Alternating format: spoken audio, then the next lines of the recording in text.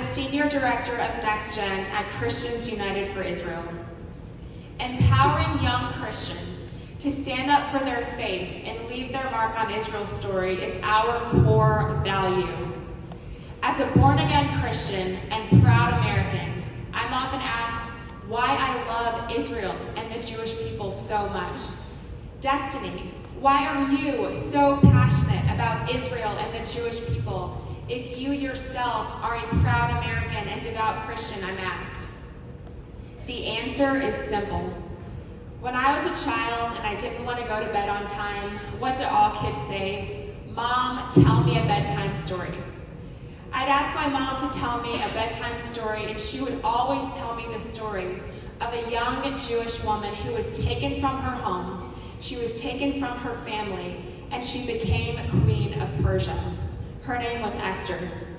She didn't understand why God put her in that position at first, but soon she understood why.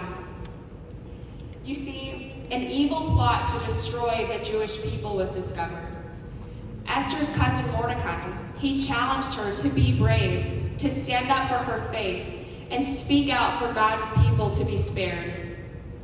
He told her, if you keep quiet at a time like this, deliverance and relief for the Jews will arise, but you and your relatives will die. He said, who knows? Perhaps you were made queen for such a time as this.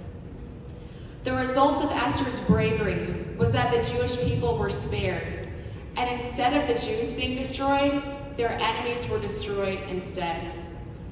The people of Israel, the Jewish people, they lived beyond the story of Esther. They didn't disappear when they stopped writing books of the Bible. But sadly, the hatred they faced in biblical times didn't vanish either. Throughout history, the Jewish people have faced hatred, discrimination, hardship.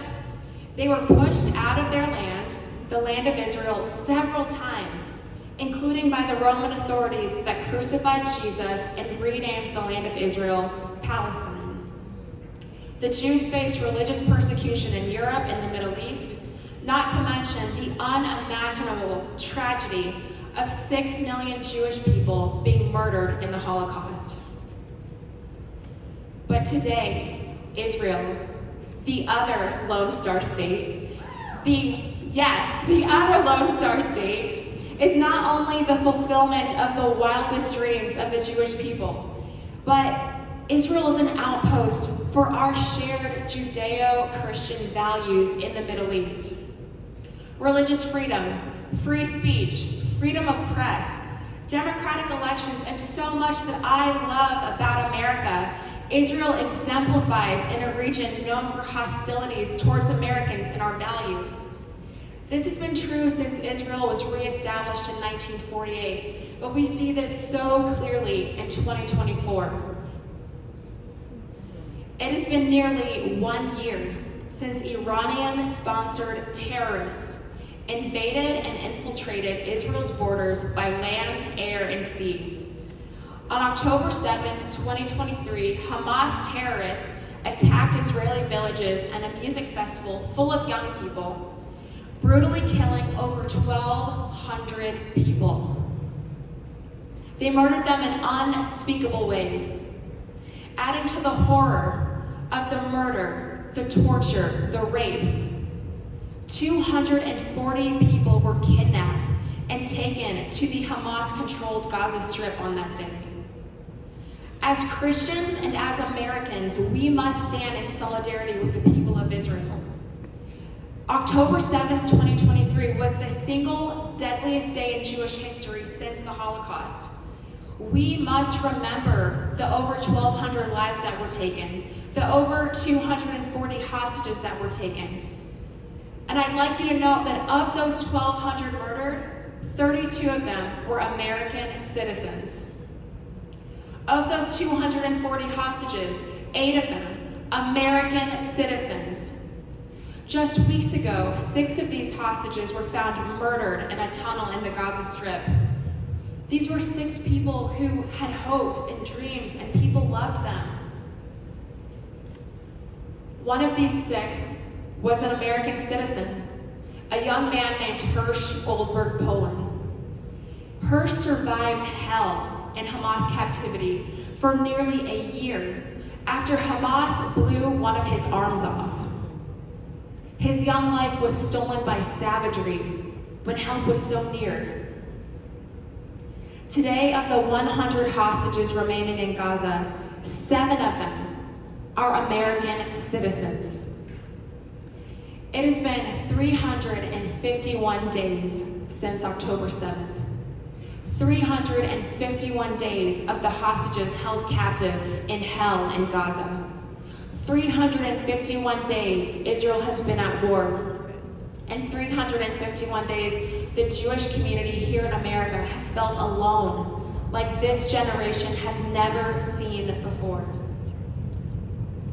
Since October 7th, 73% of Jewish college students in America experienced or witnessed anti-Semitism. Nearly half of American Jewish students think anti-Jewish prejudice is a problem on their campus.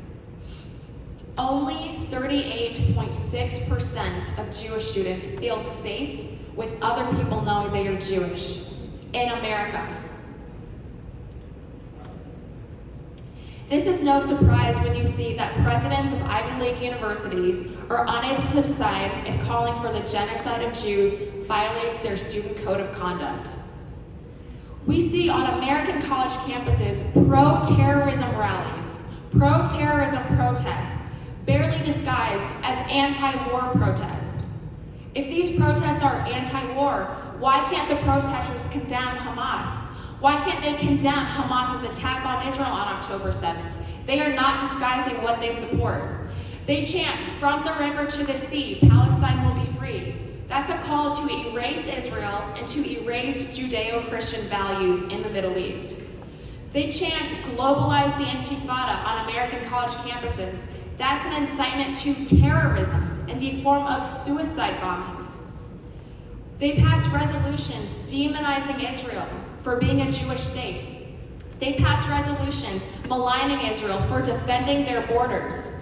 They pass resolutions criticizing Israel for bringing the Israeli and American hostages home.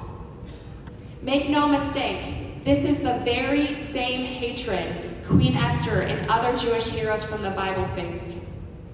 Hamas's supporters in the West, they hate Jewish people, they hate Western values, and they hate America. That's why they burn our flag. To be pro-Hamas is to be anti-America. To be pro-Israel is to be pro-America. It's that simple. It's that simple.